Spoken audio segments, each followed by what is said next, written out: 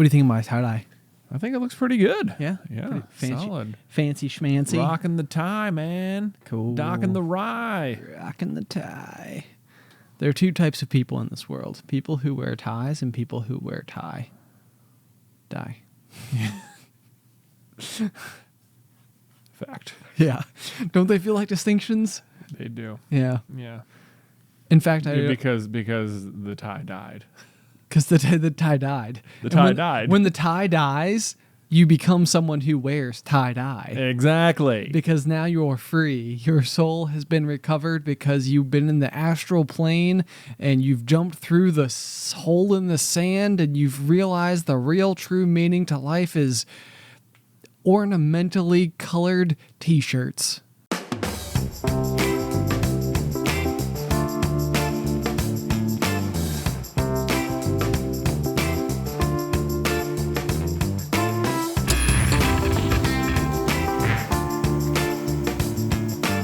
What's poppin', everybody? Hello and welcome to Popcorn Culture. My name is Ben Carlin and I am your host. Here with me today is my brother Jay, who will be in every episode. Yeah, that's me. I'm still here, still not the co-host or the true host or whatever. Whatever it is. Who even cares? Who even cares? Not me.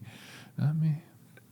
No. It's fine. Ben, you look so good in your tie-dye shirt over there. I'm pretty excited about my tie-dye shirt, to be honest with you. This is like the new Super Carlin Brothers Shirt Club shirt. And yeah. I was like, I think we maybe even talked about it on the pop. I can't even remember. I think you're right that we were like joking that we got like really into tie-dye and now yeah. you're wearing a tie-dye shirt. I know. It's so funny because I think that I have fallen squarely into the like classic, the like pandemic started, I went and did that like pandemic related thing where there ended up being like a huge pandemic related like shortage, or it was just otherwise like a meme-ified activity. Yeah. And so things like, cutting your own hair or getting really into some type of like indoor plants. Indoor plants. Yeah. Exactly. Exactly. And which I did get into. Home gym. Got a home gym. Right. Yep. Check that out. We were super into mountain biking. Well, I wouldn't even say that we're not into mountain biking, but because that was like one of those very like socially distant activities, at like during COVID, like you could still go mountain biking and still be like very far apart from other people and you're fully outside and everything. Bikes were like massively, short. Very good COVID activity. Yes. But another one of those activities was, you're like sitting there scrolling all the social medias and seeing what people are doing. And tie-dye was one of them. So like 2 years ago, Alice and I bought like a tie-dye kit and we just never did it. Wow. So it was sitting in the house forever and ever and ever. And I think several weeks ago on the pop, I was like, man, what if we did like a shirt club where me and Jay had to tie-dye everybody's t-shirts? You know what this is? Huh. It's the unscratched itch phenomenon. How do you mean? Okay, explain that to me. This I feel like is something, I think, not to bring everything back to Pokemon cards, but what isn't about it? Well, I mean, when you try hard enough, this is just like Name of the Wind or Diablo 2. You can bring it all back. Everything Diablo 2 would fit exactly into this category, though. Okay.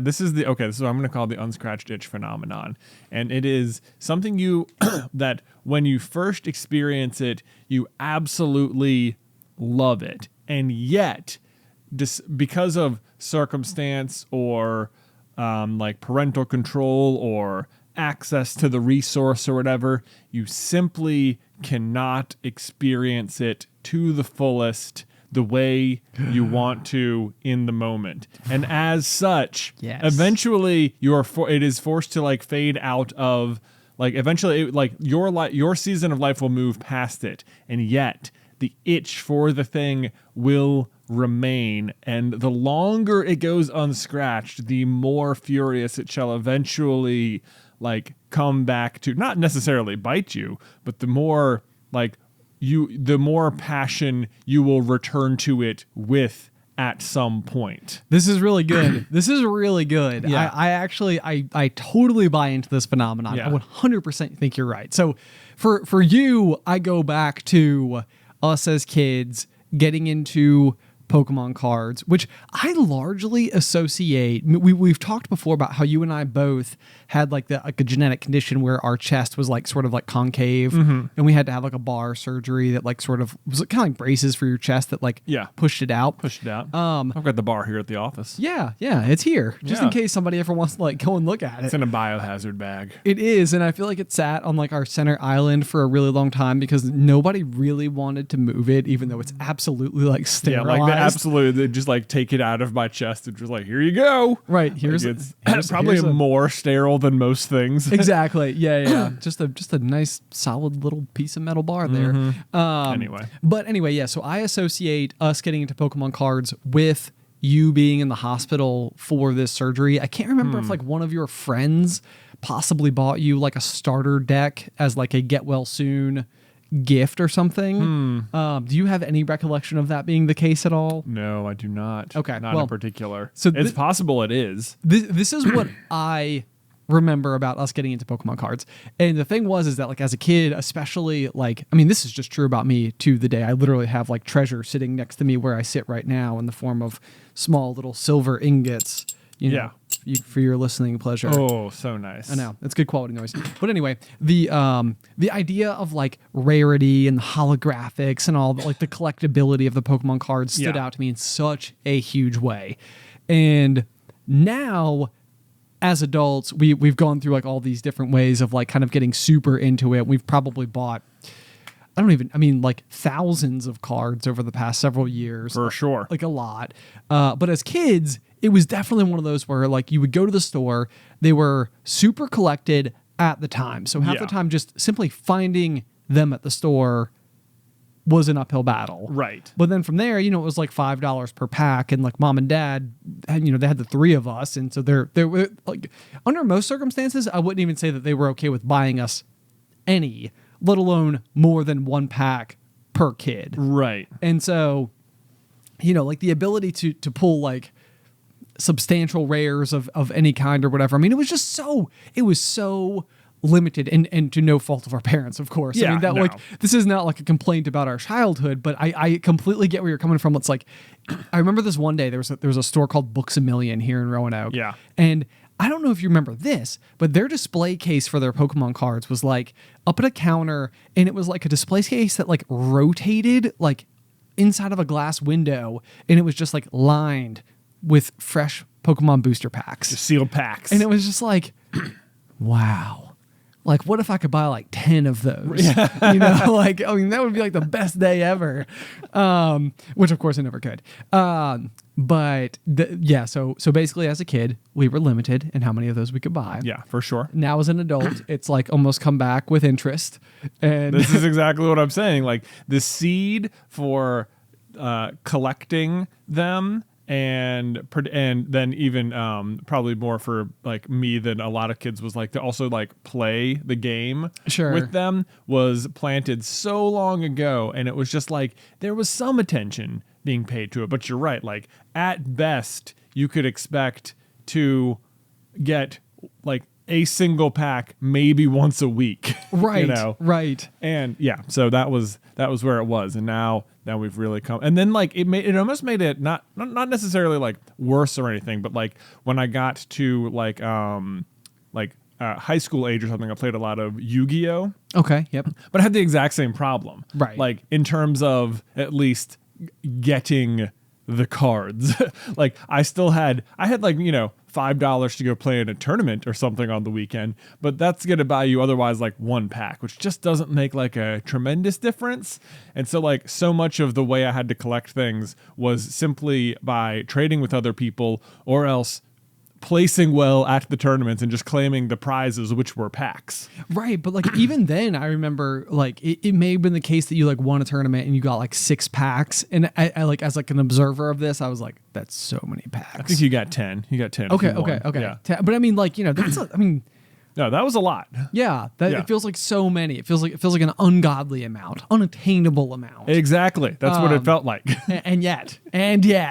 Either way, so I think we got here originally because of tie-dye. Because of tie-dye, yes. Because of the unscratched itch phenomenon. Yes, so it was like, I was like, okay, it's like we're stuck inside. Like I need like little random one-day activities or hobbies to get into. So we ordered, the little bottles of dye, and it comes with like, plastic gloves and rubber bands and stuff like that. And it just sort of like sat next to my work from home desk.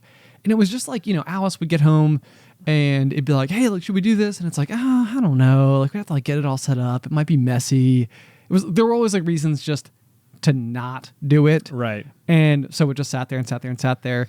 And I do think it was that conversation I had on the pop where I was like, oh, we should do like tie-dye t-shirts or something. And I'm like, we will tie-dye all of the t-shirts. And literally for me, it was almost like, because this is like getting a whole bunch of packs of Pokemon cards. Yeah. It's like, because like if we do it like this, it's like, oh, it'd be like a punishment for us because we have to tie-dye all of them. Gosh darn it all. See, this is exactly it. Like if Alice had come home and you guys had made tie-dye shirts right when you got the pack, right when you got the initial starter kit, I wouldn't be sitting here right now. You wouldn't be sitting here right now. You'd have been like, you would have done it. You'd have had a fun night. Your entire tie-dye cup would have been full, and that would have lasted you forever. Probably. Yeah, probably. Or probably. It's possible you would have just gotten further into the hobby, and by now you'd have like 20 tie-dye shirts, and we'd all call you tie-dye Ben, and who knows what would have happened. It does seem, all of these things seem plausible. They seem plausible, but my main suspicion is that had you just done it, it would have been like a fun thing you did during COVID that one time. Yeah, that was fun. Look, we have these cool shirts. We'll always remember that. But now instead, you bought it and you started building up this like kinetic energy, this potential energy. It's so true. And instead, that ball has just been sitting at the top of that hill, waiting to get pushed down, waiting and wait. And the longer it's been waiting, they're just making the hill longer and longer and longer. It's true. It's true. And now you're here and you're like, we're not just doing one tie-dye. We're doing so many tie-dye. So many tie-dye. Anyway, yeah. So, but I mean, this is actually, I feel like it's like everything I wrote down in the show notes for today, I feel like everything comes back to this exact phenomenon that you just described. Because the other thing that we have going on in the office right now is that I think we mentioned several episodes ago that we bought a 3D printer here for the office. Yeah. Which, let me just say, is again, it's a much more approachable hobby than I would have expected for something that can like literally spin a creation right before your eyes. However, the big thing about getting a 3D printer is that it's kind of like you get it and then it's like, what can I even make that is like worthwhile? Like what's useful? Right. Or like it's so cool that you can make anything, but what do you really need to make? And almost nothing is the problem. So like my brother-in-law Mike is in the process of like opening like his meal prep kitchen for Roanoke. And part of that is that he bought like a commercial grade like oven range thing, like one you would see like at a restaurant, like a real one. And I have no idea why or how, if this is a thing, but it didn't have any like knobs, like the knobs that you would do just to turn on like each of the respective eyes. Okay. And so he was like, yeah, I was thinking about it. Like, would you guys be able to like 3D print me some knobs? It's exactly a perfect function for a 3D printer. It is. And I was like, this is the greatest thing ever. I don't even know if we will end up doing it, but it was like, this is why you own a 3D print. Like, this is it right here. Could you imagine? Right. If we got to like, especially if we could make them like super bright colors or. Right. This is of course the exact application and the perfect example of why you would like when owning a 3D printer would be like really beneficial. Exactly. However, my suspicion is that even though the cost of a 3D printer is surprisingly low for what it can do, it is still probably more expensive than just going on to like KitchenAid.com and looking for replacement knobs. Right. It's so true. And then too, you have to like be savvy enough to like figure out how to program it. And Like, are you gonna have to design these knobs? Which, I mean, for some people, that's gonna be the whole hobby anyway. It's just like the fun is designing it. Maybe someone out there has already uploaded the exact model you need to replace your, KitchenAid stove knobs or whatever. Exactly. In which case, download for a free print. Done. Yeah, basically, Yay. basically just put it on the memory card and insert it into the machine, click print, and it starts. And then multiply times like 8, I think is how many knobs you needed. So, Oh, man. more than you would think though. That's a bundle. But anyway, so since we've had it, we've definitely been going through like a myriad of like fun little experiments here in the office. There are like these little octopuses that you can print that yes. like you basically. You sit there, it goes through the whole process, and then you like take it off the printer deck, and it is printed joints into the octopus itself. So like all of its tentacles are like free flowing, Right. jointy. And It's like if you can imagine like how a chain is hooked together, like there's always that little spot where they had to like be conjoined where it was open and then Yes. it has been fused together. But the 3D printer doesn't have that problem. It can just print the links directly around themselves. Exactly. Which is fascinating. It is. And But it's so, like yeah. using like very, very small amounts of supports that then just like snap right off. So Yeah. it's like, you print this, and we printed a couple like really big ones now. Well, I mean, we printed octopus, of course. That was a great day. But then we printed 200% octopus. Yes. Right. And then we thought, let's get wild. 400% octopus. Can you even imagine? Because we did it. Because we did it. So we have this like random huge plastic octopus that Yeah. serves literally no function whatsoever to the entire office. But it's almost like the office pet is like the 3D printer. It's like, it's like we feed him each day a new piece of data, and then he just entertains himself He just goes. till tomorrow morning when we come back and we can be so proud of The him. 3D printer is the office pet, not the octopus. Is that Oh what yes, you I'm mean? sorry. Yeah. Yes, The sorry. 3D printer Okay. is. Yeah. Yeah. Not the octopus. Although I guess the octopus could be as well, depending on how we thought about it. The octopus is presently, if you look very closely in the Riles Jr. Instagram posts every single day, the octopus is sitting in the Riles Jr. pot, which is our office plant. which is our office plant. Yeah. So. Because we have one of those too. Yeah, we have a lot of those. We do.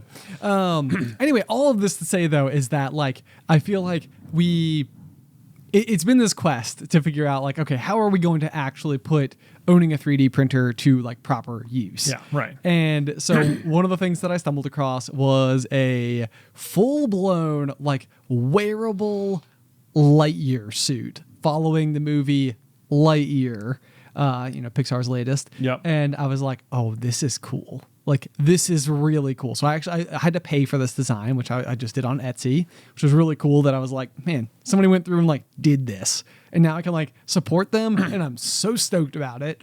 So we've been going through and printing like, I would say at this point in time, we have committed somewhere in the proximity of like 130 hours Something like that. of like print time. Yeah. And we have like 2/3 of my left arm done. Right.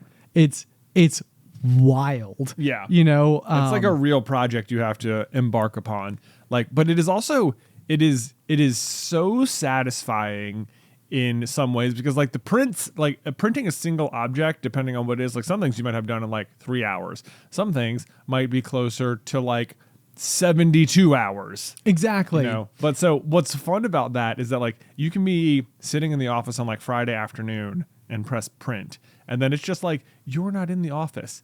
No one's here for like, the entire weekend. And you come in Monday morning and that thing has not stopped printing. And now you have like, an entire like arm sleeve just about ready to come off the printer. It's amazing. And it's amazing too, because like I am so like actively interested and invested in it, but not so much so that like, on Saturday night while I was like lying in bed trying to fall asleep, was I like, I wonder how the print's doing. I wonder if it's still going. Like, I don't even think about it. It's like I leave the office. Then when I come in on Monday morning, it's like, oh my gosh. I know, like, I'd forgotten. so much of it, and it's still going. Dude, this exact thing though is something that always like blows my mind sometimes about machines, and this is gonna sound so dumb, but it gives me like a lot of pleasure that they could just do stuff while you're not there, but also so, like I don't know how to like say this the right way though. Like sometimes like if I were to go start like the washing machine or something before I went to bed, like I can turn on the washing machine, and then I think this is what's really fun for me. I can turn off the lights and close the door, and it's just still going. And You know what I mean? Like and to like put that on like a greater scale, like I think about there must be warehouses somewhere where they've got like some form of robotics just sort of like moving parcels around the warehouse for like shipping or something like that. oh yeah, Right? yeah, sure. So to me, what's crazy about that is that you could not have the lights on in the warehouse and it would make no difference to the machines.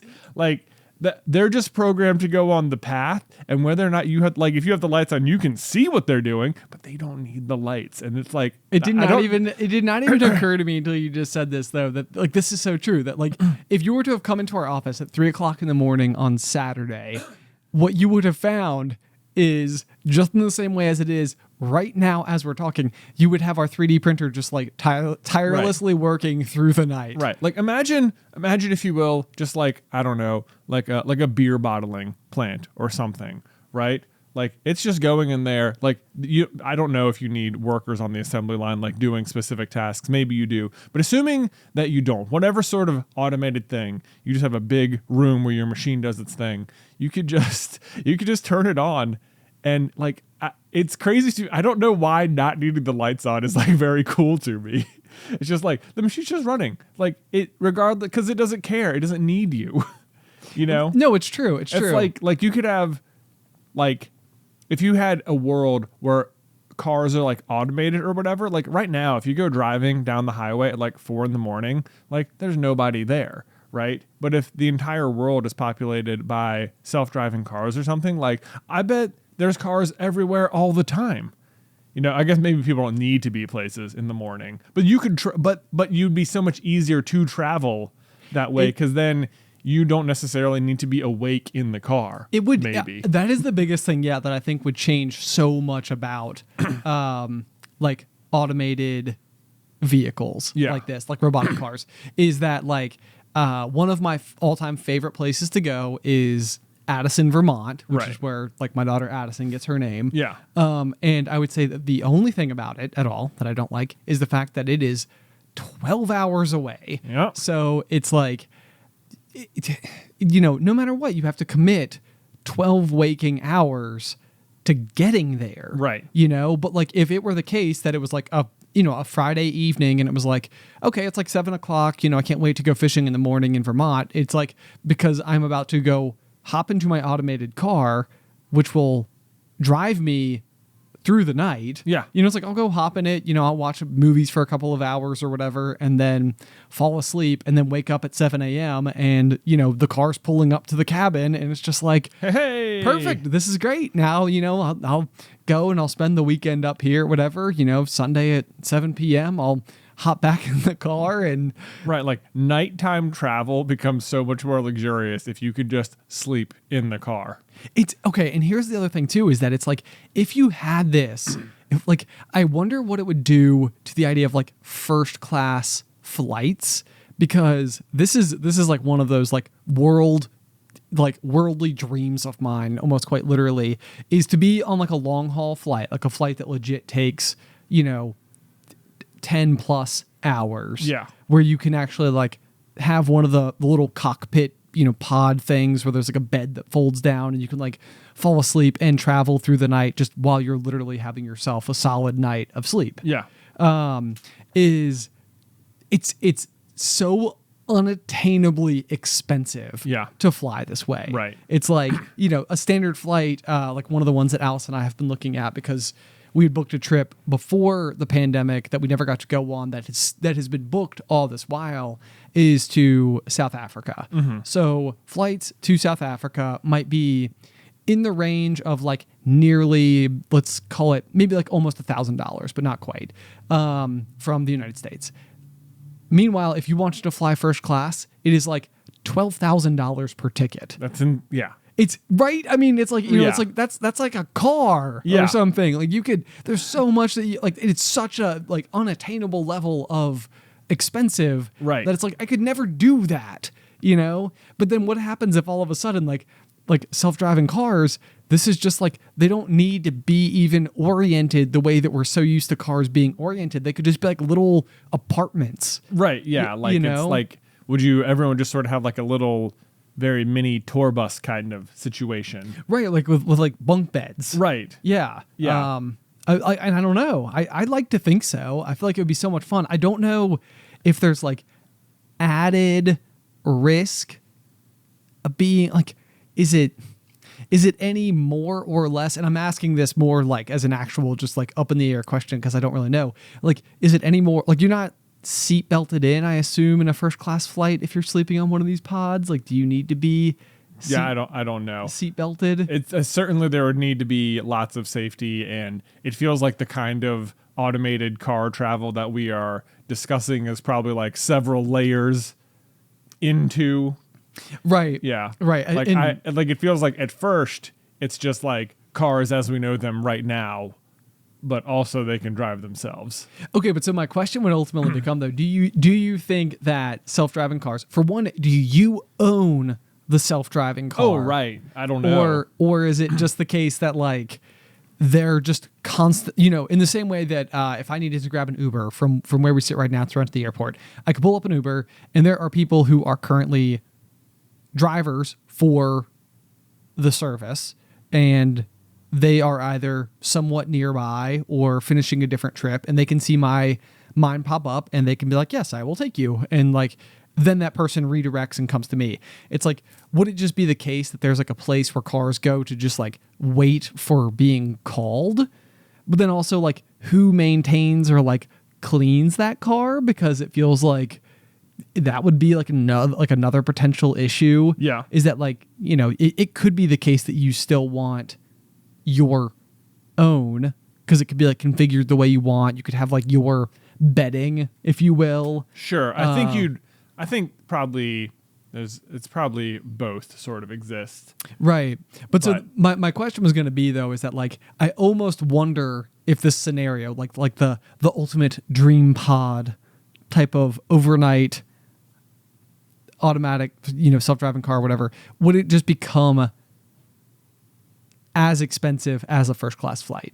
Oh, You know what I mean? right. Like would it just end up kind of being configured, marketed that way, that it's like, yeah, pretty much the only way you get to do like the overnight sleep thing. It's like, it's going to cost you like, $2,000. No, I think it'd be more affordable than that. Sure. For sure. Yeah. Okay. That's what I'm thinking right now. I mean, it's like, I don't know. This is like, yeah, what I have to imagine that at some point, most of these cars are like electric too, not like gas powered. It feels that way. Because then you could also have like recharging stations that they can conceivably just pull up to themselves. Oh, absolutely. And just do that. And Yep. then it's not even that big a deal if the cars are they don't even need to go like to a park zone to like wait. They can just always be roaming, That's also true. Just like, yeah, we're just always sort of like near somebody. Because like the weird thing about self-driving cars is that like certain traffic laws don't matter as much.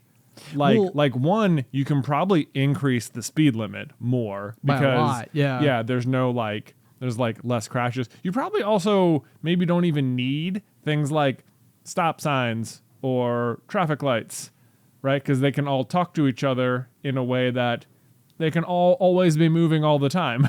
That is also true. Yeah, it's like how many things can you eliminate? The other one that I was talking to Alice about the other day, we were driving back from DC, and we were in the car, and we like got stuck in like just like a highway traffic jam type thing because there was an accident, and it reminded me when we were kids on field day in elementary school. There was this like one particular activity that I think always came last, but your whole like classroom would get like lined up on like a big row, and you all had like the little milk cartons from like lunch. Yeah. And you were all holding like it had been like emptied and cleaned out in like the box and then like opened up on top, so it was like a cup. Yeah. And there'd be like one kid at the end who would like scoop into a 5-gallon bucket. They would then pour the water into the cup down and then down and down and down and down. And I always remembered like when when you're sitting there, 3/4 of the way down to the other side, it's like, there's like the big momentous like, and go. And then you sit there and like wait and wait and wait for like the water to get to you. And then finally, like the person next to you pours water into your cup and you can turn and pour it to the next person. It's like, okay, one.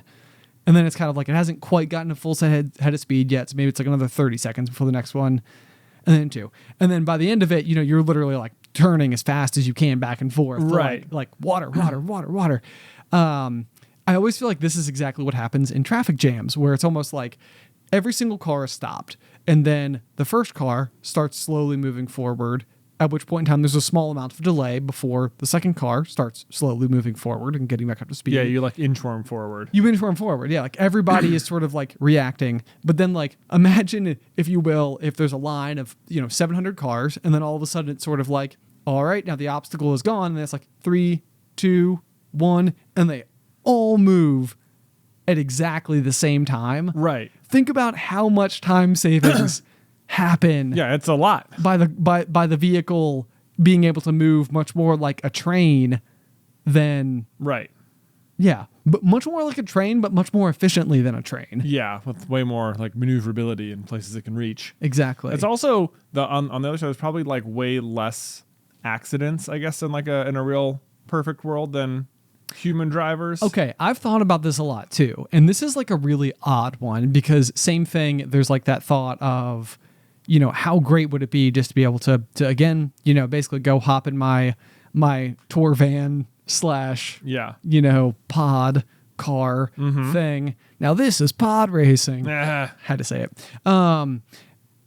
Like it's the type of thing where it seems like accidents would go down so drastically to the point where like really the only scenario where this activity would even be like permitted would be the sheer guarantee that it is way safer than traditionally driving cars. Right. Which is kind of like one of those statistics where isn't it like air travel is safer than driving? I don't know if that's true. It seems like less because you're like, 10,000 feet up in the air. Yeah, really hard to run into stuff up there. It is really hard to run into stuff up there. But it makes it so that it's like, is it a world where zero? Zero's unavoidable, or not is probably unattainable. Even if it's just things like weather, like ice, Yeah, still a problem. Although that's the sort of thing where like the car might just be like, ice, I don't think we're moving. Sure. Which would then be like massively inconvenient in ways or something. Right. Like those are the things that get like a little bit harder to predict how they would go. But the safety is one of those things that it's like, there's like the part of me that's like, oh, like I would love to embrace this. This would be so great. But then there's the other part of me that's like, would I be skeptical? Like, we will be skeptical, undeniably, because we have grown up in a world where it has never been. And we have driven cars and we dreamed about driving cars. And, we've talked about this show before about like how it's like a part of your identity and stuff. But it's like, so it is, I think there's no doubt we will be skeptical of it. It will take serious gears to like move you into like this comfort zone. But like, certainly there will be a generation of people eventually who are just like, yeah, just hop in the car, whatever. And now I'm moving. Our grandkids would be like, yeah, our grandparents are what would be like the term for it? They still manually drive cars. That's the other question too. Would that even still be allowed? Oh, that is a question, because like this is one of those things when I think about self-driving cars is like, I feel like, do you still have to take a driver's test? Like, it feels like no. Like, because I think that's one of those where I think that the self-driving cars, if they're all working on the same system, then they're all communicating with one another, which makes it safer because they're all playing by the exact same set of rules, coding, programming, everything. Okay, but so like going back to like maybe say your example of going to Vermont or something. Yeah. Like to me, it would not surprise me at all if you can get in your self-driving car and it can take you literally 99.99% of the way there. But then there's that like gravel road at the end. And it's like, is that gravel road like, I don't know, are there roads that just simply aren't mapped out by like the GPS or something, where it's just like, well, the car doesn't recognize this as a road, so at this point you have to take over? This is a good question because, okay, so let me back up a little bit and just try to play off one example of self-driving cars that I'm aware of. So you and I, when we were invited down to Disney in, I believe it was September of last year, what we were down there to do is to be like amongst the first people to ride and review the new Ratatouille attraction at Epcot. And one of the really cool things when you go and like watch the carts move about on the Ratatouille ride is that they are self-driving carts, and the way that they do that is through sensors that are then poured into the floor. So like the cart is actually following basically something that is then like embedded into the concrete below. It's like there is a track down there, it just doesn't have to drive on the track the way like traditional like roller coasters have needed to, but it makes for this like very like verging on like uncanny valley experience when you like watch it pull up and then like parallel park itself like almost too quickly and too effectively. It's like that was odd. Like I mean, I appreciate the technology, but like it was weird to watch it happen. Like something felt like off or like wrong about it, that it was capable of doing such a thing. So with that being said, the question in mind there would be like, it also probably depends on how and why do the self-driving cars work? Like, can they respond to active road conditions, or are they effectively following highly customizable tracks? Do you know what I mean? Because it feels like again, what Jay's point is that after the 12-hour drive, which is, probably 11 hours and 50 minutes of highway driving, the last 10 minutes is gravel road. And it's like, it occurs to me that it's highly unlikely that, the Vermont Department of Motor Vehicles, Department of Transportation, VDOT. Because it's VDOT in Virginia too. I wonder if it's called VDOT.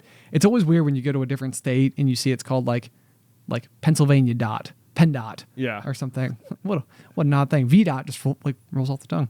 Anyway, right. It seems unlikely that they would have gone through the Vermont Department of Transportation and built these customizable tracks into the gravel road that leads to our small cabin. Do you know what I mean? I do know what you mean. To that end, it feels unlikely that we would have said sort of tracks built underneath every road in America.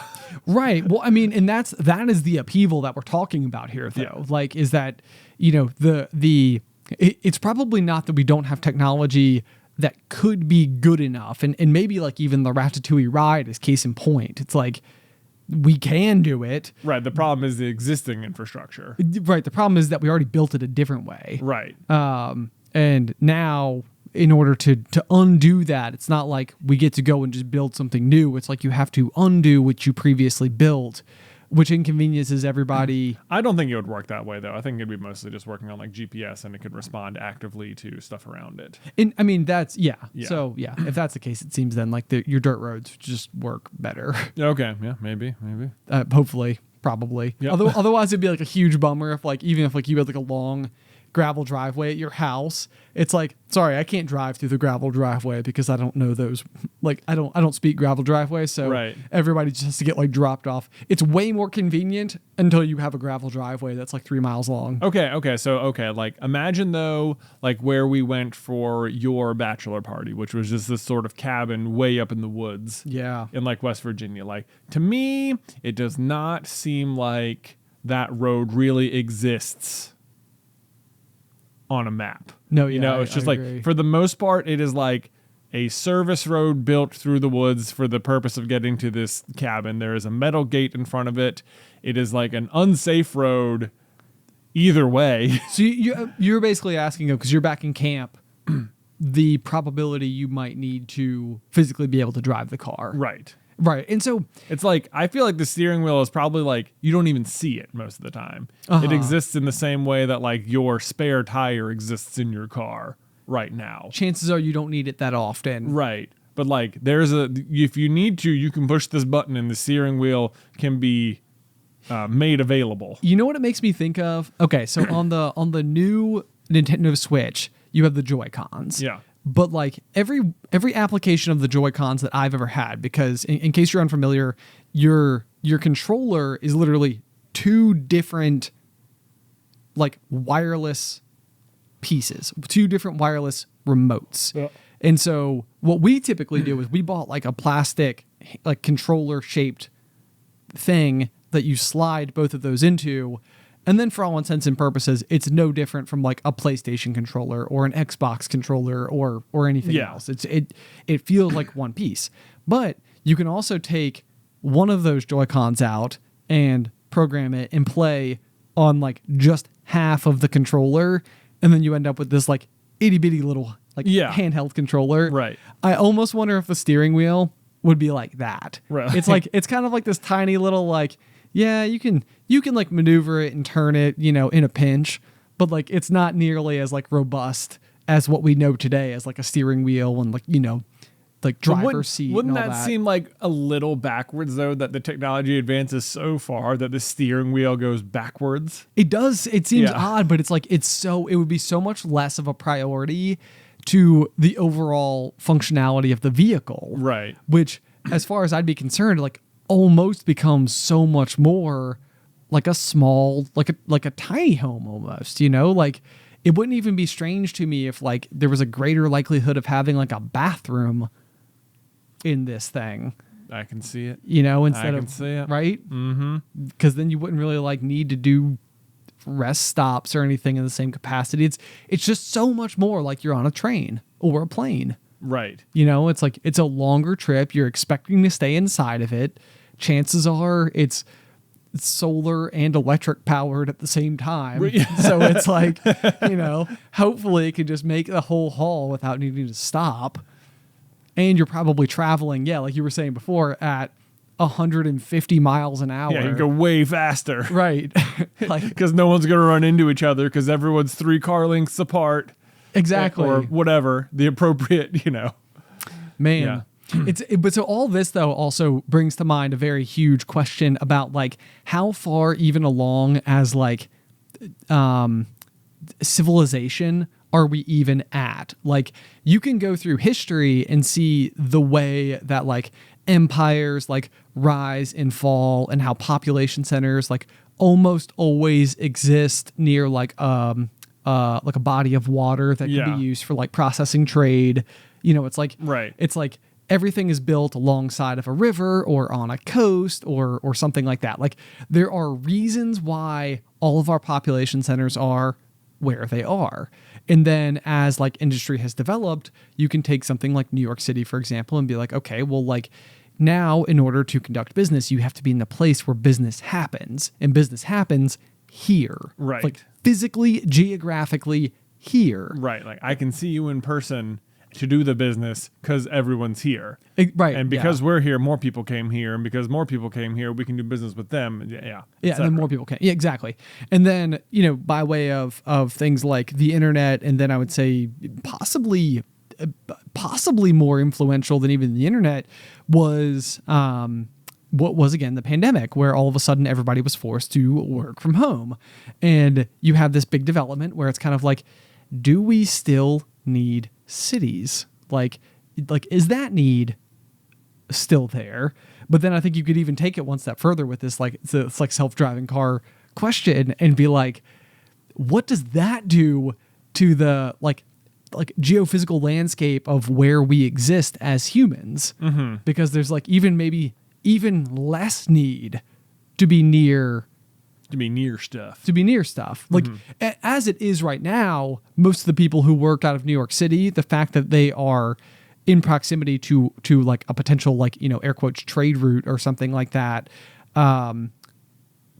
probably isn't that relevant to why they're there anymore. Mm-hmm. It was once relevant that like potential ports existed and that type of thing. But I don't know how important it is now as to why they're there. Right. I So- don't know either. Maybe it's still really important. Maybe it is, but the reason I bring it up is because we were talking last week here in the office about how we think in some capacity there was like a study made once upon a time that the entire population of the United States could be like evenly spaced out like just in the state of Texas, and we would have like enough room. Right. And so my curiosity would almost be like, if you could take all of the population, of the United States and just like, and sort of do like an even spread, because now there doesn't have to be as many reasons to be geographically where you are anymore. And we're like super spread out. How much does that even change? Like what's important or relevant about where you live? Because I feel like all of these things are like 3 paradigm shifts of like social existence later. Right. That like nothing is the same anymore. Yeah. And that's fun. That is crazy. That feels like I don't know. Yeah, I don't know. It feels like just being able to move a little bit faster doesn't necessarily stop the need for cities or something. I see everybody. I feel like everybody always tells me this, and I'm like, I think it does. I think if you could like teleport, then like But- if it was like instantaneous, then you basically exist everywhere all at once. But what is the maintained advantage to, like, the existing advantage in my mind is the fact that like if you're all in one place, then it's almost like the way that like government works in a way. It's like why do we elect officials to speak on our behalf? It's like because they can all go then and stand in the same room and have a discussion as a group of people and make a decision as a group, a smaller group of people, but they are each concentrated voices of tens of thousands of more people. Right. It's like they're there on behalf of. It's almost like, why does everybody need to be in the same room still if all of this is true? And like information is just like so freely and openly available to like go places and go there quickly. I don't know. It's just like probably to like there's probably a greater exchange of ideas when people are all in person together. That's There's an like- integrity to be there's, maintained for like, sure. Culture happens when people are like in places Right. together. So I don't know. Maybe it doesn't all come down to business, but I think people don't like being alone either. Also true. For the most part. Yeah. Yeah. I don't know. Yeah, I mean, I just think mostly it's interesting. It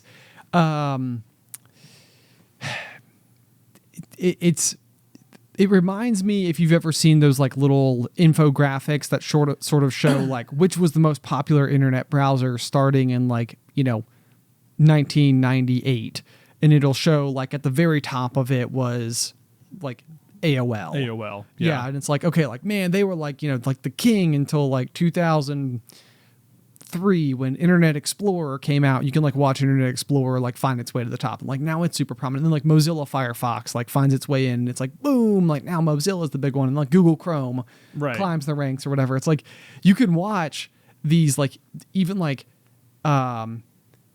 because these are all like, internet highways. It's like at one point in time, it's like AOL like was the big one. It was like the one. Yeah. It's like, how could that ever change? And it's like, give it 5 years and it absolutely changes. Yeah. And so I think we've given the example before about how like the company Sears, which was super prominent, probably more for our grandparents' generation. Yeah. Carrying something like over that. into our parents a bit. But like in the 60s and 70s, Sears would have been this like mega Goliath company. Yeah. It would be like easily comparable, if not much bigger than Amazon as we know it in the present. Right. And again, I mean, like, I think about Amazon and I'm like, it's an unshakable force, I mean, it's huge. It's so big. It's so efficient. It's so like,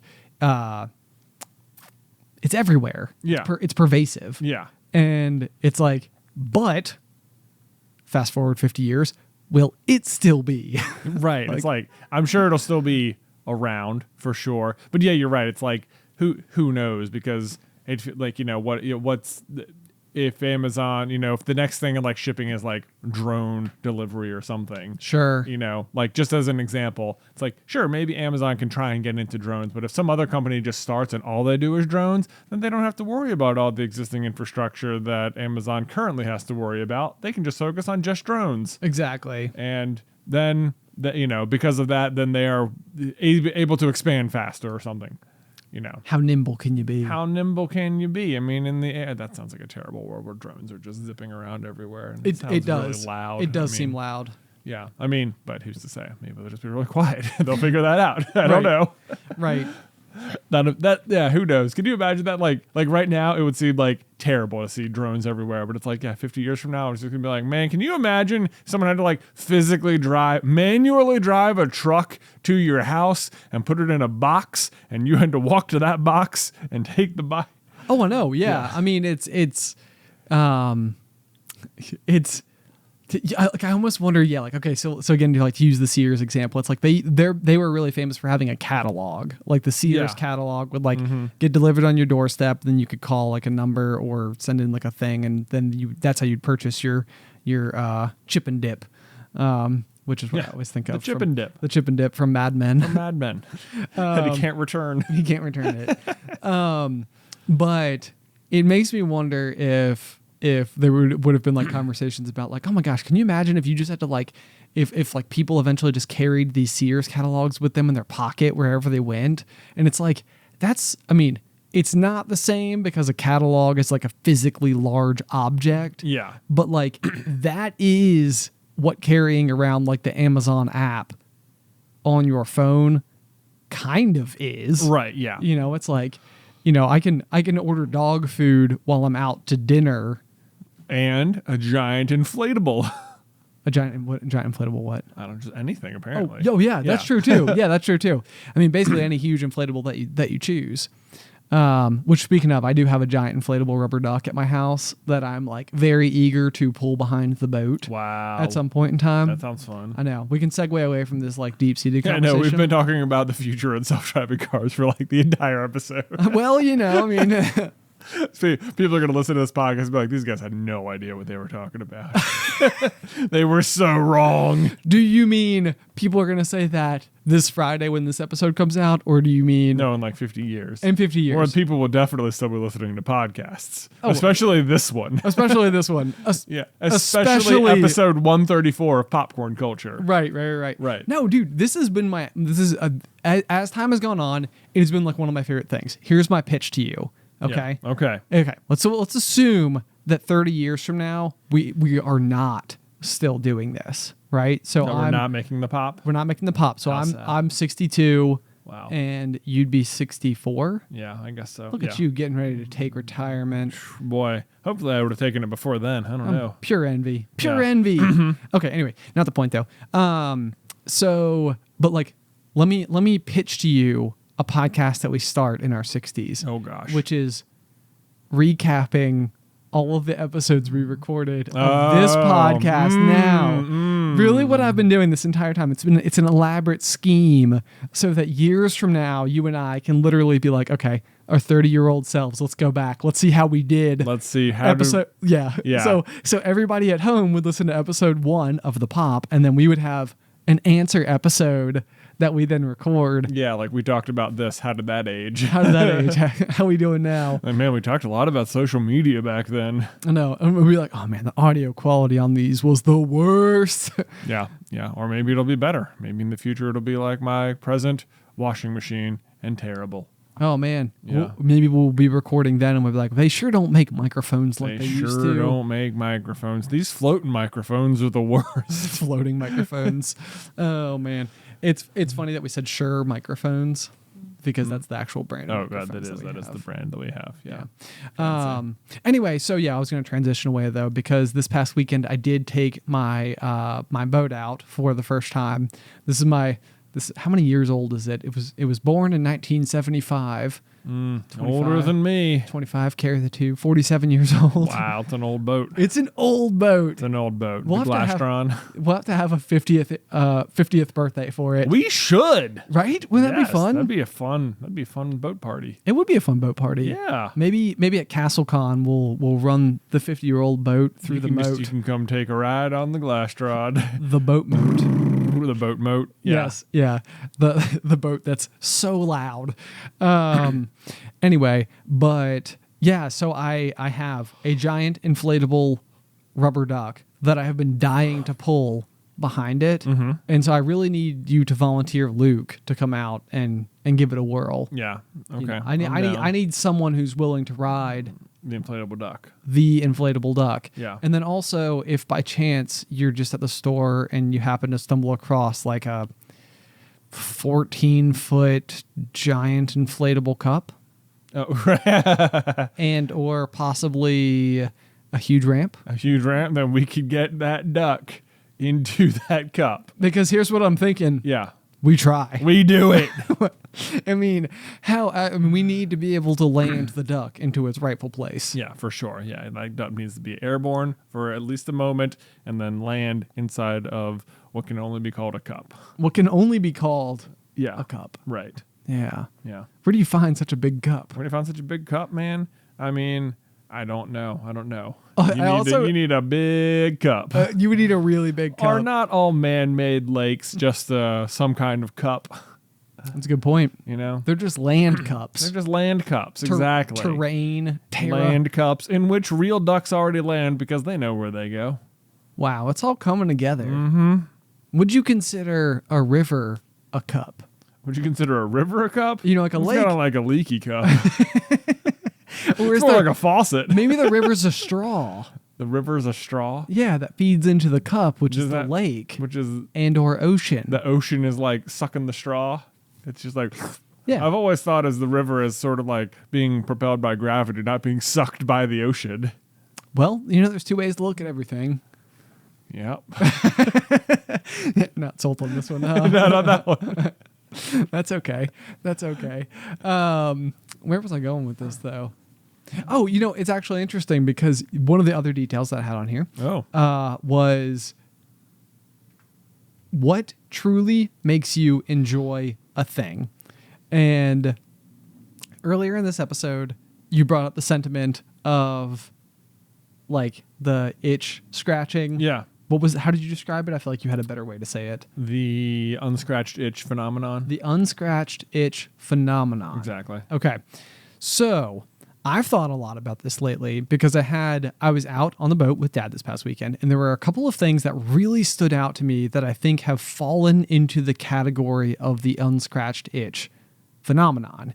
And that, it's so funny that you answered this question before I asked it. I'm very wise.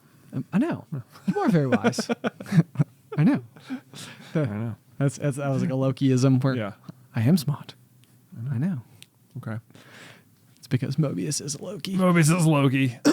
Anyway, yeah, so like what truly makes you enjoy a thing? And so while I'm out on the boat, there were two things that happened. One was that I passed a rock outcrop that basically was like a cliff that you could jump off of by just simply parking your boat, climbing up the rock, and then jumping off the edge. And as a kid, this is something that we did while we were in Vermont, and I absolutely loved it. Yeah. And I would say that I pretty much heavily sought this activity out as much and as often as I was capable of doing it. Mm-hmm. However, finding rocks that you can jump off of safely into water is not it's not like there's like a list, you know? They're not always the easiest to find right, things. Yeah, They it's always a bit of a trek just to get to the spot to do it. Exactly. You kind of have to know somebody who grew up somewhere and did the thing so that they're able to show you. Right. And for us as kids, that's exactly what it was. It was like Dad he had found this rock outcrop when he was a kid by taking the same boat that we now take today. Yeah. Out to do it, and would jump off these things, and I would love it. And the other one, though, was in the same place. It was in Vermont, which was water skiing, which is basically, just being pulled behind a boat. And both of these activities, when I thought back about them, were things that scared the bejesus out of me. Mm-hmm. You know, like I was petrified to do it for the first time. Yeah. Like I think it took me a good like 20 minutes to jump off the cliff, and it took a lot of like, you know, coaxing and probably dad treading water in the bottom and assuring me that everything would be fine. And then Right. I finally did it, and like the sense of accomplishment was just like so massive that it was like, oh, I want to do this as much as I possibly can. Yeah. And then was effectively unable to for Right. the rest of forever. But what that did was like instill into me this thing that like now I love to do. And it's like I couldn't explain it any other way. It's like I couldn't really tell you. It's like, why do you truly enjoy a thing? It's like take like your favorite activity and like truly try to like determine what makes it appeal to you. Mm-hmm. And so often all of the things for me are all things that I was extremely scared to do, did them, and was kind of like surprised. I like surprised, if not shocked, that not only did I like it, but like I was not afraid at all and I loved it. Right. But like these were all doors that I almost had to like, they were like doors that in my mind were previously completely and entirely closed. Mm-hmm. You know, it wasn't like I grew up and was like, Dad, you know what I really want to do? Like I want to get behind a boat and water ski. Right. You know, like I saw it on TV, like I want to do it. It was like someone had to get me to do it. Right. Mom had to promise me, no joke, 10 Reese cups just to try it for the first time. Yeah. Which she would then purchase for me from the West Addison General Store. Yeah. Or as we like to call it, Wags. Wags. Yeah. Did you know that once upon a time you could buy beef jerky out of just sort of an open glass jar next to the register at Wags? I did remember that. Yeah, that was the best beef jerky. It doesn't even feel like it would be allowed now. I know, and that is probably why it's not there anymore. Probably. I always go in, I'm like, maybe they're going to have some of that jerky, and they don't. And then I've tried so many beef jerkies in my life trying to recapture the magic of the loose beef jerky in the open jar next to the register at Wags, and it just doesn't exist, Ben. I have not been able to find. Everyone thinks beef jerky somehow, like the modern beef jerky, for whatever reason, people don't think needs to have any jerk to it, by which I don't mean like Caribbean flavoring. I mean like difficult to like jerk away from the rest of itself. Oh, I see. Yeah. Like you find it to be like too chewable. Too chewable. I want to have to is that not what the jerky part of the name is? That you have to sort of like pull on it to like jerk it away from the meat? I mean, That's what I've always thought. Although it does occur to me now that I can picture you in my head eating beef jerky, and I feel like you eat it as if you need to jerk it every single time. Which is say you're like you take like a very like. That's how it should be enjoyed, Ben. But now I'm realizing that you do this with so much more intent. Yeah. Than I It's realized. because I want it to be that way, and it's like you go buy Jack Link's, it's the most disappointing thing ever. But I haven't found a good beef jerky that like really lives up to the jerkiness of its name in quite some time. What we need is whoever the meat curer was that previously exclusively sold loose leaf beef jerky. It was like strips. It was like strips in a glass container. Yeah. At the checkout counter. Right. Yeah, but then somebody was like, "Hey, you need to put these in packaging," and they were like, "Afraid not." Afraid not, friend. I'll take my business elsewhere. Which is nowhere. Nowhere, apparently. Jeez, yeah, it's just people. I mean, it's just like it's not beef jerky at all anymore. It's just beef softie. You know? Beef softie. No one wants beef softie. That sounds terrible. I It feel really gross saying it. It does sound I like bet everyone listening is cringing. They're like, beef softie. It reminds me of like a fruit smoothie except beef. No, it's not far off, sadly, from what you're buying at the store when you want your delicious beef jerky. Well, I'm sorry. Yep. Although I do find it to be absolutely hilarious that now I have witnessed you eat beef jerky this way for so long and always just thought you were doing it sort of like to be funny. And now I'm curious if like maybe you were actually doing it this way out of like sheer resentment towards all beef softie. not necessarily. We have beef Pure jerky resentment. here right now, and Yeah. I feel like if we walk off of this recording session and go into like our snack section of the office, I guarantee you go. Yeah, probably would. I probably would. Wow. Do you do any things that are like you just sort of do them like hopefully to be funny like that without like drawing attention to it at all? Just like maybe someone will in general notice this as I'm just like I can't put my finger on it, but that's sort of like a funny thing.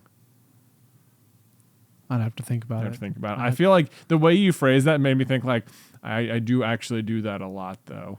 Like Oh, you mean like this is something that like I do? No, that you thought I was like pulling on the beef jerky to be funny. It's like I'm not pulling on the beef jerky to be funny, but there are plenty of things I'm doing to be funny, whether or not like I'm actively trying to get people to notice them.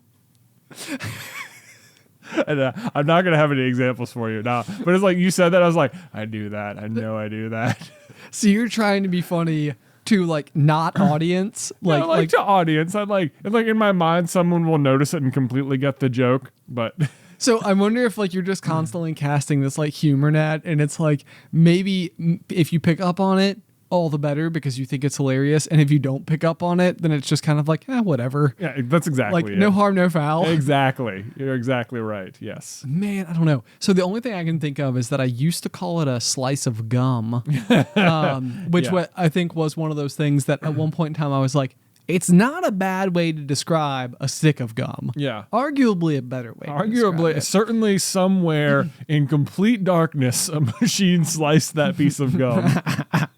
And we're full circle. We're full circle. We came back. You were absolutely correct. Yeah. So I do think that was something that like I came up with and started calling it a slice of gum, and it became such a part of my vernacular that I was even trying to remember as I was giving this example. Is it not just called a slice of gum? And then I remembered stick. And so I do. Not I think just a piece of gum anymore. a piece of. Yeah, you want a piece of don't, gum? Don't even. I know. If you're saying piece of gum, then please adopt slice today. Slice. I mean, a lot of gum I don't think people buy in like stick form anymore, though. You know, you always have like one of those plastic tubs of gum. You want a piece of gum. A plastic tub. But it is. It sounds like you're as upset by the container that gum comes in as the fact that it's beef softie. I'm not a gum chewer. Do you chew a lot of gum? I don't chew a lot of gum, and I would say I chew even less nowadays because Alice does this thing where she will tear a piece of gum in half and say, like, hand it to me as if like I want half a slice of gum. There's nothing less satisfying to me than half a slice of gum. That's exactly how I feel. May as well throw it. Half a piece of gum is the most worthless piece of food there could be. Is gum even food? Is gum even food? There must be a certain amount of nutrients in the flavor that works its way into your saliva. Obviously, you don't swallow the gum. I don't think you could live off gum. Does gum have nutritional value? Hard stop. It's a real question. It's a real question, but it falls. It must vaguely fall under the food category. You put it in your mouth, you know. What if it's not? What if it's not food? It's not food. Does food have to be? I don't know. Like things are consumable if you try hard enough. You can swallow the gum. It won't kill you. Well, I mean, I feel like that's a low bar. Like, Yeah. Is it food if you can swallow it and it won't kill you? can I eat this? It won't kill you. Yeah, okay. I don't know. Is gum food? That's not the point. The point is that a single piece of gum, this is the other thing about gum, is that if ever I do have like a jug of gum or a bucket of it or whatever they're selling it in these days, a single piece is never enough. I always need at least two to feel like I actually have something in my mouth to chew on at all. Yes. Yeah. So a half a piece of gum? No. No. I'm afraid not. I think Sorry, Ben's wife. it did slow me down on gum chewing. I won't lie. Anyway, I feel like we got to end it. Yeah, I think we're there. But big questions, So everybody let us know. Do you think that gum is food? You could either just leave it in the comments. Do you have a properly jerky piece of beef jerky you can recommend. We will buy it. I will buy it. Send us some beef jerky recommendations, but if it's beef softy, then we will have beef with you. We will have beef with you. Anyway, send all of your thoughts over to popcornculturepod@gmail.com. Or if you would just like more popcorn culture action because you're like, wow, what a fun conversation, at patreon.com/popcornculture, we have an additional segment called After the Final Pop that we record after each week's recording session. It's an extra 15 to 20 minutes of Jay and I talking about something else that we didn't get to in the main episode or reflecting on something we did talk about in the main episode. It's actually one of the tiers that I think has just truly fantastic value because we have over 100 episodes of After the Final Pop at this point in time, and you have access to all of them. Even if you just sign up for one single month at that $5 tier. Again, that's patreon.com/popcornculture. Otherwise, guys, until next time, Pop.